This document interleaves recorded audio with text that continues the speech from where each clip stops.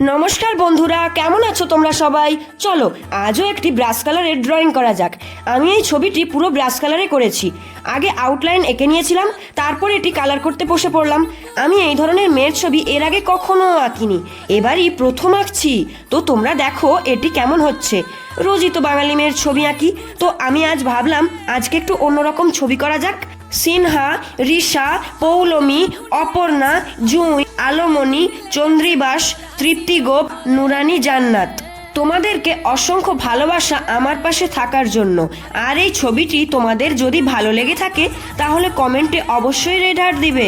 আর আমাকে এটাও জানাবে যে আমি পরবর্তীতে এই ধরনের ছবি আর আঁকবো কি আঁকবো না।